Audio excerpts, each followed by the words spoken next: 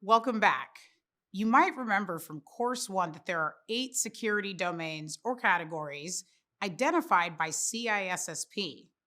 Security teams use them to organize daily tasks and identify gaps in security that could cause negative consequences for an organization and to establish their security posture. Security posture refers to an organization's ability to manage its defense of critical assets and data and react to change. In this video, we'll discuss the focus of the first 4 domains: security and risk management, asset security, security architecture and engineering, and communication and network security. The first domain is security and risk management. There are several areas of focus for this domain: defining security goals and objectives, risk mitigation, compliance, business continuity, and legal regulations. Let's discuss each area of focus in more detail. By defining security goals and objectives, organizations can reduce risks to critical assets and data like PII or personally identifiable information. Risk mitigation means having the right procedures and rules in place to quickly reduce the impact of a risk like a breach. Compliance is the primary method used to develop an organization's internal security policies, regulatory requirements, and independent standards. Business continuity relates to an organization's ability to maintain their everyday productivity by establishing risk disaster recovery plans. And finally, while laws related to security and risk management are different worldwide, the overall goals are similar. As a security professional, this means following rules and expectations for ethical behavior to minimize negligence, abuse, or fraud. The next domain is asset security. The asset security domain is focused on securing digital and physical assets. It's also related to the storage, maintenance, retention, and destruction of data.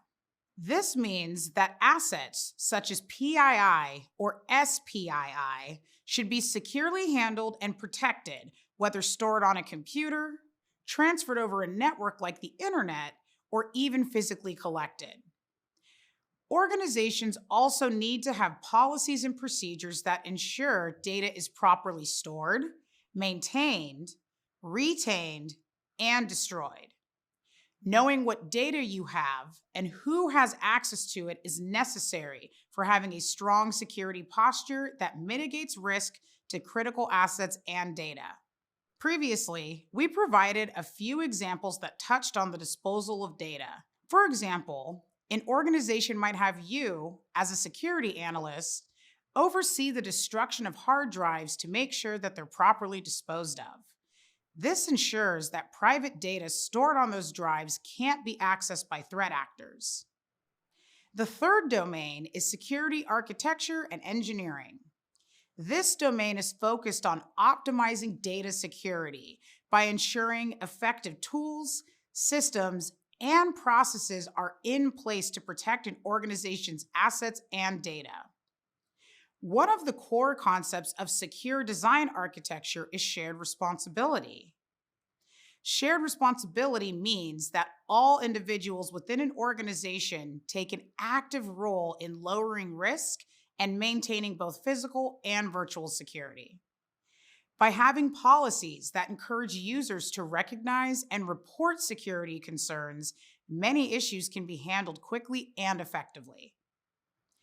The fourth domain is communication and network security, which is mainly focused on managing and securing physical networks and wireless communications. Secure networks keep an organization's data and communications safe, whether on site or in the cloud, or when connecting to services remotely. For example, employees working remotely in public spaces need to be protected from vulnerabilities that can occur when they use insecure Bluetooth connections or public Wi-Fi hotspots. By having security team members remove access to those types of communication channels at the organizational level, employees may be discouraged from practicing insecure behavior that could be exploited by threat actors. Now that we've reviewed the focus of our first four domains, let's discuss the last four domains.